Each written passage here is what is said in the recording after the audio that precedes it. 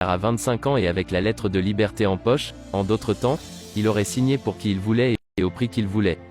Pas tant Cristiano, qui a 37 ans, est déjà sur le déclin de sa carrière, même s'il entretient une accroche médiatique incontestable qui pourrait tenter plus de 2 ou 3 acheteurs. Il se pourrait que les temps aient changé, et si c'est le cas, il faut ajouter qu'ils ont changé pour le mieux. Le fait de signer et à tout prix s'est confirmé comme une pratique ruineuse. Malheureusement, le Barça est un exemple clair. Le fait est que Dembélé est libre depuis une semaine et ne trouve pas d'équipe, et que Cristiano veut quitter United, mais même le supergéant, Jorge Mendes, n'arrive pas à le placer. Dembélé suscite des doutes partout où il le déplace.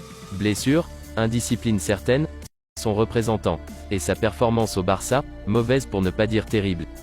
Cela ne vaut pas ce que les équipes demandent. Le PSG, Chelsea et sûrement quelques autres ont eu peur quand ils ont négocié.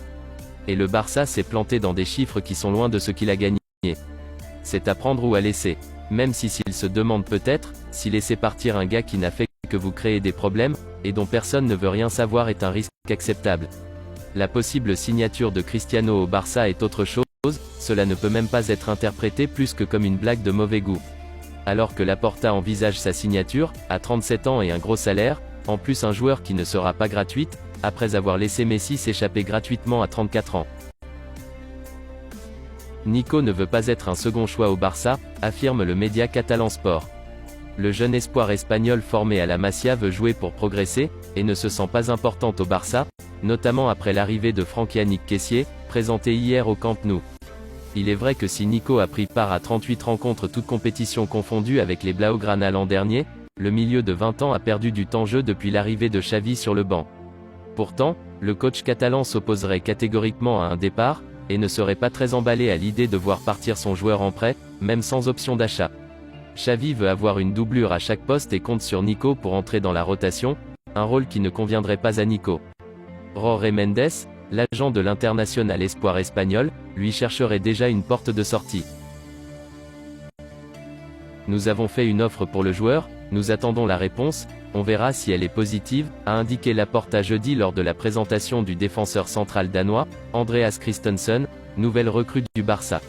Nous remercions le joueur, Lewandowski, pour toutes les manifestations qu'il a faites pour montrer qu'il a envie de venir à Barcelone, a ajouté le dirigeant Blaugrana, qui a toutefois souhaité montrer du respect envers le Bayern. Laporta n'a pas précisé le montant de l'offre, et a balayé certaines rumeurs disant que le club allemand, méfiant de la situation économique du Barça, souhaitait que le club catalan paye le transfert de Lewandowski sur le champ.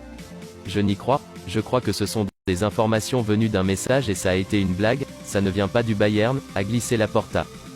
Fin juin, la presse allemande indiquait que le Barça avait offert 40 millions d'euros plus 5 millions de bonus au Bayern pour enrôler l'avant-centre. Nous avons fait une offre et ils doivent être en train de l'évaluer, a indiqué Laporta, sans donner davantage de détails. De son côté, le dirigeant Blaugrana Jordi Cruyff, également présent lors de la présentation de Christensen jeudi, a affirmé que le départ du défenseur français Clément Lenglet était quasiment acté.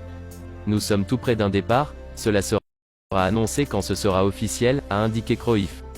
D'après la presse catalane, Lenglet serait proche de signer en